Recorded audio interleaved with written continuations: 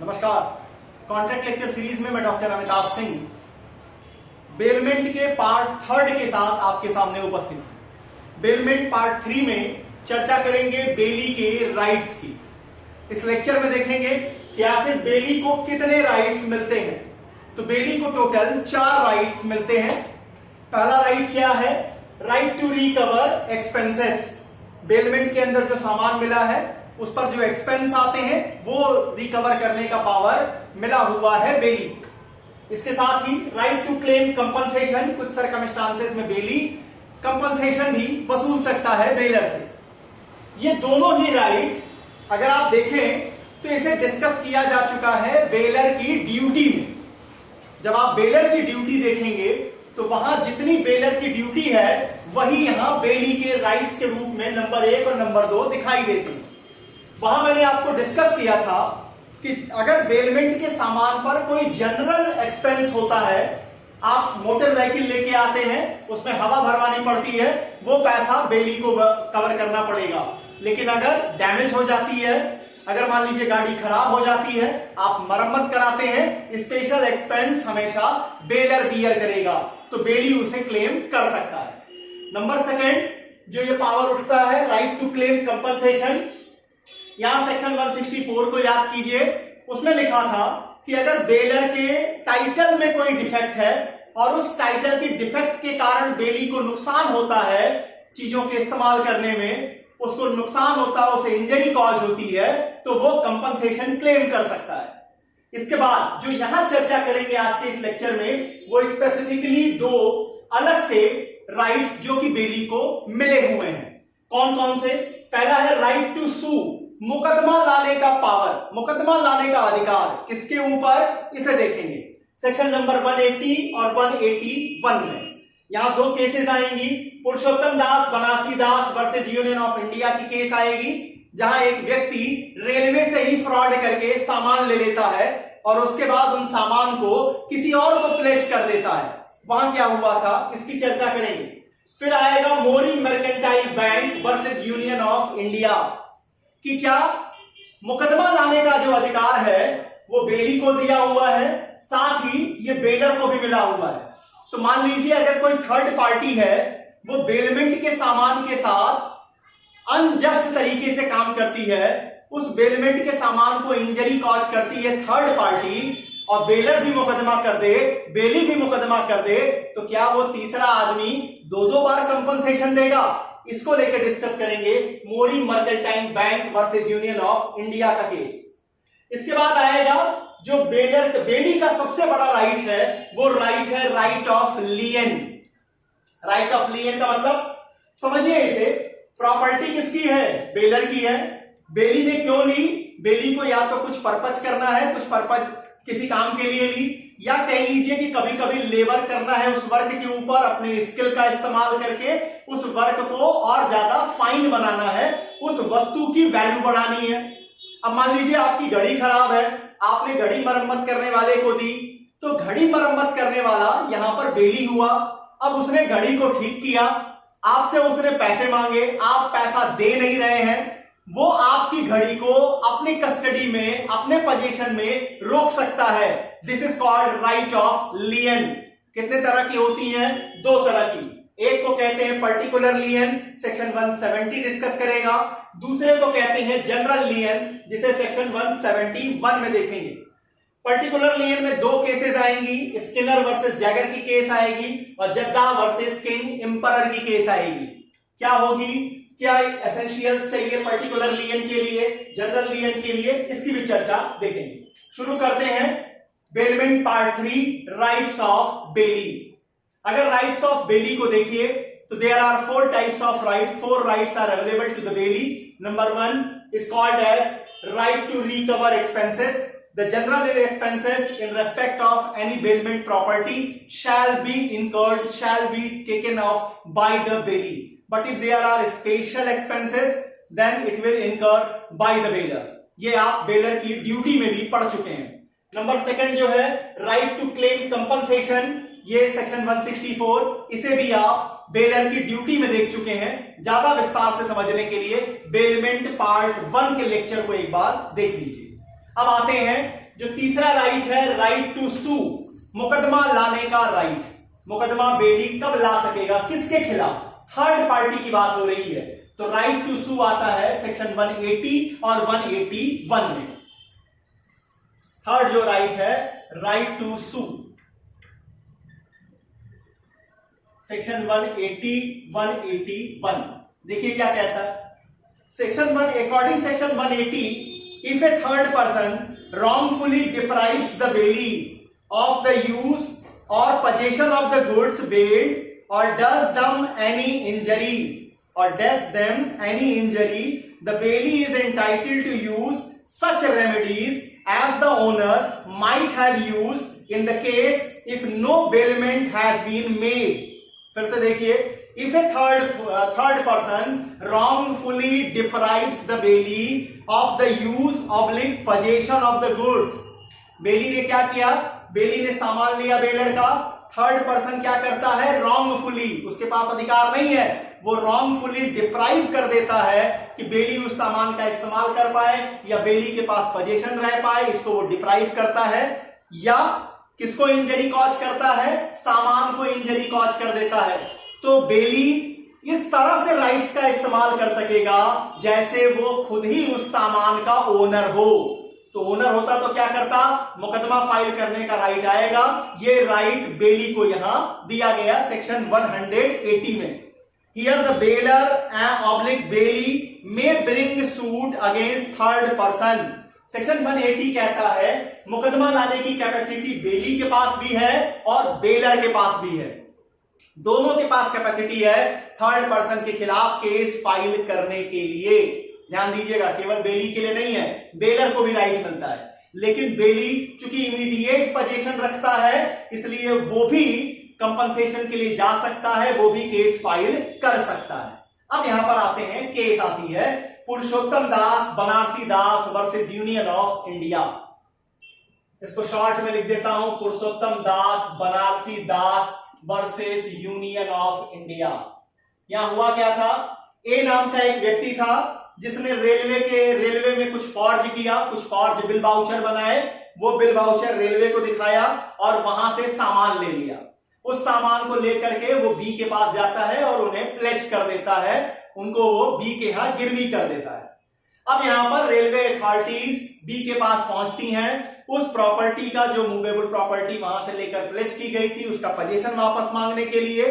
यहां कोर्ट ने कहा कि अगर कोई व्यक्ति फ्रॉडुलेंट तरीके से या फोर्स का इस्तेमाल करते हुए, बेली यहां कौन है, बेली यहां पर है रेलवे, अगर कोई भी व्यक्ति फ्रॉड करते हुए, फोर्स का इस्तेमाल करते हुए बेली को बेल्ड गुड्स के पोजीशन को डिप्राइव करता है, डिप्राइव अगर करता है तो यहां बेली कंपनसेशन भी क्लेम कर सकता है, पोजीशन को भी वापस ले सकता है, सूट फाइल कर सकता है। ऐसा फिक्स हुआ पुरुषोत्तम दास बनारसी दास वर्सेस यूनियन ऑफ इंडिया के केस में। अब आइए सेक्शन 181 का क्या कहना है। सेक्शन 181 कहता है, अब देखिए बेली ने केस फाइल कर दिया, बेली ने केस फाइल किया, कंपनसेशन अवार्ड हो गया। अब उस कंपनसेशन का डिस्ट्रीब्यूशन कैसे होगा, बेलर ने केस फाइल किया, वहां कंपनसेशन हो गया, उस कंपनसेशन का डिस्ट्रीब्यूशन कैसे होगा।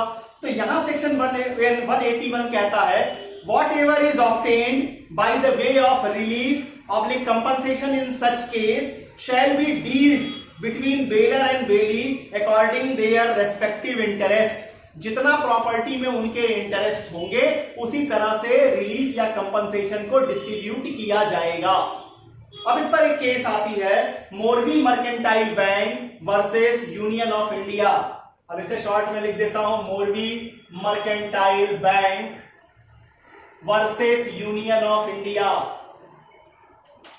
यहां पर सुप्रीम कोर्ट ने यह फिक्स किया कि देखिए सेक्शन 180 बेली को भी इंपावर कर रहा है थर्ड पर्सन के खिलाफ केस फाइल करने के लिए, बेलर को भी कैपेसिटी देता है कि वो भी थर्ड पर्सन के खिलाफ केस फाइल कर सकता है।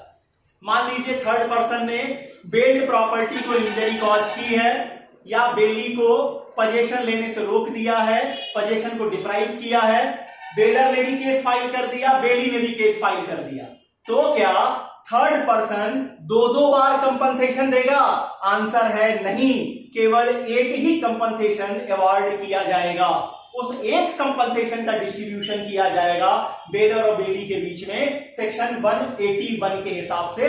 जैसे उनके इंटरेस्ट होंगे उसी तरह से उनको कंपनसेशन मिलेगा।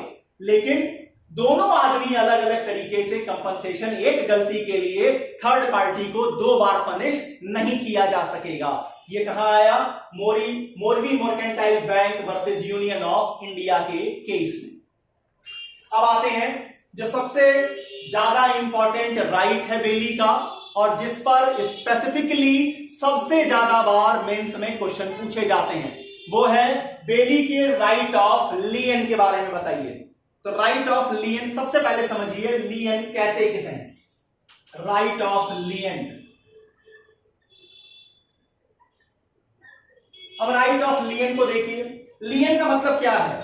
सामान किसी और का है, आपने क्या किया, सामान किसी और का है, आपको उस सामान के ऊपर कुछ आपके ड्यूज हैं, कुछ आपके एक्सपेंस हुए हैं जो आपको मिलने चाहिए। वो एक्सपेंस जब तक नहीं मिलता, वो पैसा जब तक आपको नहीं मिलता, आप सामान को अपनी कस्टडी में रोक देते हैं। सामान के मालिक आप नहीं है, सामान किसी और का है, रोका आपने है, तो इसे हम कहते हैं कि आपने लियन के राइट का इस्तेमाल किया है। इंग्लिश लॉ क्या कहता है? इंग्लिश लॉ का कहना है, if a man has an article delivered to him on the improvement of which he has some trouble or expenses, he has a right to detain the goods until his demand is paid. आप एक व्यक्ति हैं, आपको कोई सामान दिया गया है जिसे आप ठीक कर रहे हैं, इंप्रूव कर रहे हैं, उसमें आपको थोड़े कष्ट आई है, थोड़ी परेशानी हुई है, थोड़ा एक्सपेंस आपका हुआ है, आप उस सामान को रोक सकते हैं अपने पास जब तक कि वो एक्सपेंस आपको चुका न दिया जाए। ये कहना है इंग्लिश लॉ का। एसेंशियल रिक्वायरमेंट क्या होती है लियन की? एसेंशियल रिक्वायरमेंट है कि बेली के पास जो सामान आ रहा है, जो लियन का इस्तेमाल कर रहा है, इसके पास पोजेशन का आना लॉफुली होना चाहिए। फ्रॉड करके अगर आप सामान लेके आते हैं अपनी कस्टडी में और वहां आप लियन का इस्तेमाल करना चाहते हैं तो ये अलाउ नहीं किया जाएगा। तो यहां पर लॉफुल कस्टडी का आना जरूरी है। लियन समाप्त कब हो जाएगा? जब जितना पैसा आपका बनता है वो पैसा आपको दे दिया जाए तो लियन आपका समाप्त हो जाएगा। जब आप खुद से ही, मान लीजिए अगला कहता है हम 10 दिन बाद दे देंगे और आप घड़ी उठाते हैं, मरम्मत करने के बाद भी दे देते हैं, तो जब आपने पोजीशन दे दिया अब आप लियन के राइट का इस्तेमाल नहीं कर पाएंगे। और नंबर 3, जब आप अपने लियन के राइट को खुद ही छोड़ देते हैं। आते हैं कि आखिर लियन कितने तरीके के होते हैं। इंडियन कॉन्ट्रैक्ट एक्ट में 2 तरह के लियन बताए गए हैं, एक को कहते हैं पर्टिकुलर लियन और दूसरे को कहते हैं general lien. Right of lien section 170 और 171 में डिस्कस किया गया है। 170 में जो है वो पर्टिकुलर लियन है और 171 में जनरल लियन है। कई बार बता चुका हूं, 1 नंबर का कामचोर आदमी हूं, इसीलिए पर्टिकुलर लियन को पीएल लिखा है और जनरल लियन को जीएल से लिख दिया है। अब आइए पर्टिकुलर लियन कहते किसे हैं। अब पीएल के बारे में देखिए कि पर्टिकुलर लियन से कहना क्या चाहते हैं। पर्टिकुलर लियन सेक्शन 170 कहता है, where the bailee has in accordance with the purpose of bailment rendered any service involving the exercise of labour और skill in respect of the goods bailed, he has in absence of any contrary contract a right to retain such goods until he received the remuneration for the service he has rendered in respect of them. क्या मतलब? फिर से देखिए, where the bailey has in accordance with the purpose of bailment rendered any service. आप bailment में बेली के पास सामान आ रहा है, आ गया, क्यों? क्योंकि उसे कोई सर्विस रेंडर करनी है। अब इस सर्विस रेंडर करने में क्या है? या तो उसको लेबर करनी है या अपने स्किल का इस्तेमाल करना है। तो आप उस सामान का पोजीशन रोक सकते हैं, डिलीवरी रोक सकते हैं जब तक कि आपने जो आपको रिमनरेशन पेड न कर दिया जाए। फॉर एग्जाम्पल, आपके पास एक रफ हीरा है जिसे आप पॉलिश करने के लिए जौहरी को देते हैं। जौहरी क्या करता है, उसे पॉलिश करता है, कटिंग करता है, उसकी चमक को बढ़ा देता है। अब इसका क्या मतलब है, उसने उस आर्टिकल में इंप्रूवमेंट कर दी, उसने अपने स्किल का इस्तेमाल कर दिया, उसने अपने स्किल का इस्तेमाल कर दिया। आपने क्या किया, आपने कच्चा लोहा प्रोवाइड किया है और आप चाहते हैं कि जो अगला व्यक्ति है वो आपके लिए तलवार बना दे। तो अब ये क्या है, वो अपने लेबर का इस्तेमाल कर रहा है, स्किल का इस्तेमाल कर रहा है। तो जितना भी उसका रिमनरेशन बनेगा, वो रिमनरेशन जब तक आप पेड नहीं करते हैं तब तक बेली सामान को अपनी कस्टडी में रोक सकता है। इसे हम कहेंगे पर्टिकुलर लियन। तो पर्टिकुलर लियन के लिए क्या जरूरी चीजें आई, पर्टिकुलर लियन के लिए जो जरूरी चीजें आई हैं वो पहली बात ये कि सामान पर इंप्रूवमेंट होनी चाहिए और नंबर सेकंड उस वस्तु पर या तो लेबर का इस्तेमाल किया गया हो या स्किल लगाई गई हो। दो चीजों में से कोई एक चीज बेली के साइड से आनी चाहिए। अब इसकी इंग्रेडिएंट में देखिए, स्किनर वर्सेस जैगर की केस आती है। Skinner versus Jaeger, Skinner versus Jaeger, क्या इस केस में हुआ समझिए। स्किनर वर्सेस जैगर के केस में यह हुआ कि एक बेली ने कुछ चीजों, कुछ म्यूजिकल इंस्ट्रूमेंट्स को रिपेयर करने के लिए अपने पास लिया। म्यूजिकल इंस्ट्रूमेंट्स को उसने रिपेयर किया, रिपेयर करके उसका कुछ रिमनरेशन बना, वो रिमनरेशन उसको दे दिया गया था। उसी म्यूजिकल इंस्ट्रूमेंट पर कुछ और उसने पहले भी काम किया था जिस पर उसकी रिपेयरिंग चार्जेस बाकी थे। जब बाकी थे तब उसने लियन का इस्तेमाल नहीं किया था। जब दोबारा ठीक करने के लिए आए, दोबारा उन्होंने ठीक किया, इस बार रिमनरेशन पेड कर दिया गया। अब उन्होंने क्या सोचा, पहले वाला जो ड्यू है उसके लिए हम अभी राइट ऑफ लियन का इस्तेमाल कर लें। कोर्ट ने कहा ऐसा नहीं कर सकते। जिस ट्रांजैक्शन की बात हो रही है उसी ट्रांजैक्शन में अगर आपका रिमनरेशन बाकी है तभी आप राइट ऑफ लियन का इस्तेमाल कर सकते हैं। फिर आ जाइए, अगर मान लीजिए कोई सामान आपको केवल कस्टडी में रखने को दिया जाए, आप उस पर कोई इंप्रूवमेंट नहीं कर रहे हैं, आप उस पर कोई स्किल का इस्तेमाल नहीं कर रहे हैं, आप कोई लेबर नहीं कर रहे हैं, केवल आपको कस्टडी में रखने को दिया है, तो आप उस सामान के पोजीशन की डिलीवरी को बेलर को देने से नहीं रोक सकते हैं। वहां आप राइट ऑफ लियन का इस्तेमाल नहीं कर पाएंगे। केस का नाम क्या है, केस का नाम है Jadda versus king emperor. Jadda versus king emperor. इस केस में क्या फिक्स किया गया, if there is no improvement of goods there will be no lien can be used. जहां पर कोई इंप्रूवमेंट नहीं है वहां कोई लियन का इस्तेमाल नहीं किया जा सकता है। अब समझिए, जहां कस्टडी वाली बात है, मान लीजिए एक घोड़े को आपको दिया गया, आप घोड़े को घास चराने के लिए ले जाते हैं। अब घास चराने के लिए अगर आप घोड़े को ले जाते हैं तो इसमें आप कोई ना तो लेबर का इस्तेमाल कर रहे हैं, ना स्किल लगा रहे हैं, ना घोड़े में कोई इंप्रूवमेंट कर रहे हैं। इसलिए अब घास चराने के लिए अगर जो आपके पैसे बनते हैं, आपको अगर वो नहीं मिले हैं, आप राइट ऑफ लियन का इस्तेमाल नहीं कर सकते। लेकिन अगर आप घोड़े को ट्रेनिंग देते हैं, अगर आप घोड़े को ट्रेंड करते हैं, अब वहां पर अगर आपका रिमनरेशन नहीं मिल रहा है तो आप राइट ऑफ लियन का इस्तेमाल कर सकते हैं। तो पर्टिकुलर लियन को इस्तेमाल करने के लिए सबसे बड़ी बात समझिएगा कि जो वस्तु, जिस वस्तु के ऊपर, जिस गुड्स के ऊपर आप लियन का इस्तेमाल करना चाहते हैं उसमें आपके साइड से, बेली के साइड से इंप्रूवमेंट आना चाहिए। इंप्रूवमेंट कहां से आएगा, आइदर आपके लेबर के कारण या आपके स्किल के कारण। अगर ये दोनों शर्तें आपकी पूरी हो गई, रिमनरेशन नहीं मिल रहा है, तो आप उस रिमनरेशन के लिए उस गुड्स को डिलीवर करने से उसका पोजीशन रोक सकते हैं बेलर को देने से। कब तक, जब तक कि पैसे आपको पेड नहीं हो जाते हैं। अब आइए, अब आ जाते हैं, लेकिन एक और प्रश्न देख लीजिए, क्या इस पर्टिकुलर लियन के राइट का इस्तेमाल करते हुए बेली सामान को बेच भी सकता है? आंसर है नहीं। राइट ऑफ लियन का इस्तेमाल गुड्स को सेल करने के लिए नहीं किया जा सकेगा। अब आइए, जनरल लियन किसे कहते हैं? जनरल लियन, ये था आपका पर्टिकुलर, अब ये है जनरल। जनरल का मतलब क्या है, इसमें देखिए कोई इंप्रूवमेंट हो ना हो इसकी कोई बात नहीं है। ये कुछ कैटेगरीज बता दी गई हैं कुछ लोगों की, जो लोग क्या कर सकते हैं, लियन का इस्तेमाल कर सकते हैं। क्या है ये देखिए, according section 171 bankers, factors, wharfingers, attorneys of high court and policy brokers may in absence of contrary contract retain as a security for a general balance of account any goods bailed to them। यहां पर कुछ लोगों के नाम बताए, war finger बताया, high court के attorney बताए, बैंकर बताया, फैक्टर्स बताए, पॉलिसी ब्रेकर्स बताए। जो क्या, अब मान लीजिए कि आपने एक एडवोकेट रखा है हाई कोर्ट का, एक वकील आपने अपॉइंट किया अपना मुकदमा लड़ने के लिए, आपने सारे कागज पत्तर उसके पास दे दिए, आपके ऊपर उस वकील साहब का 50,000 रुपए बनता है, जनरल ड्यू है।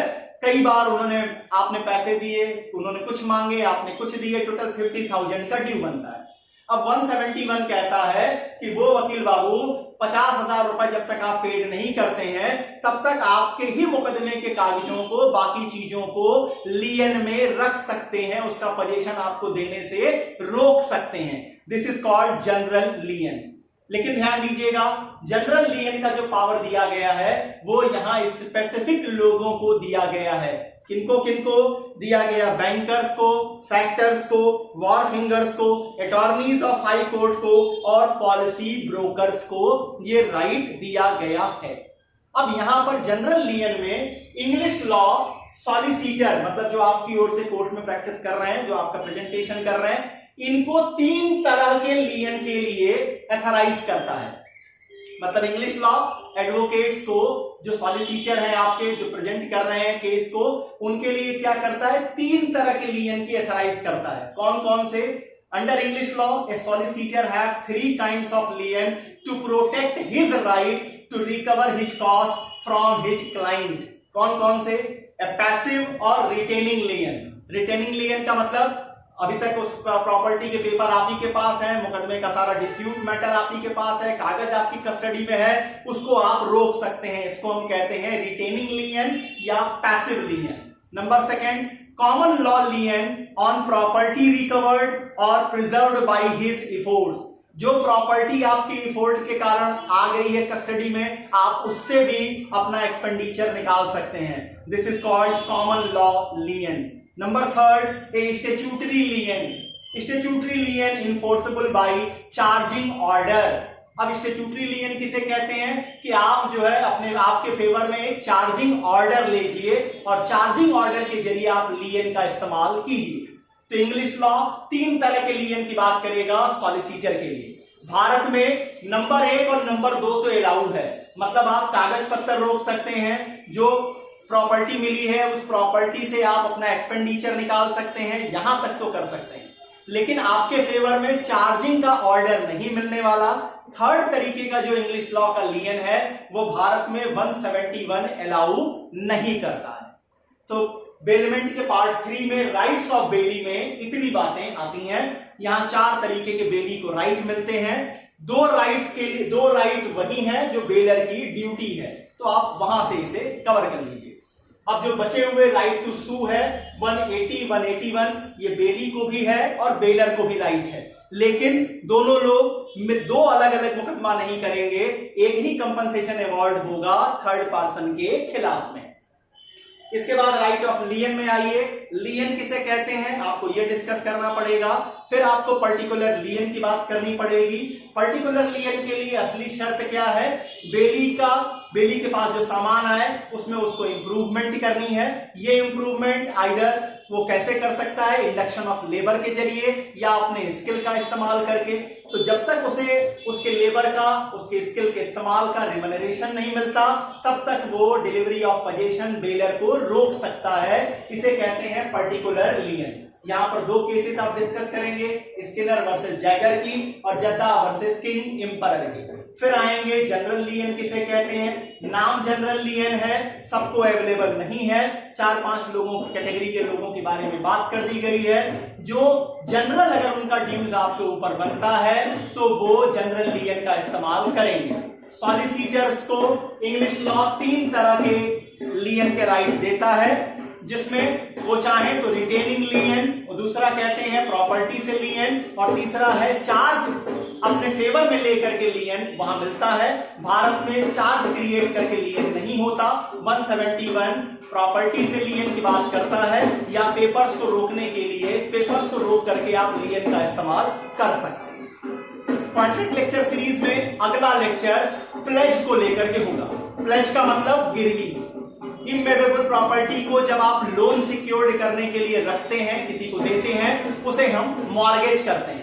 लेकिन जब वही प्रॉपर्टी मूवेबल होती है और आप उसे किसी लोन के लिए सिक्योरिटी बनाते हैं, तो हम उस ट्रांजैक्शन को प्लेज कहते हैं। तो प्लेज की कंप्लीट एनालिसिस लेकर अगले लेक्चर में आपके सामने उपस्थित होऊंगा। तब तक के लिए बहुत बहुत धन्यवाद। नमस्कार।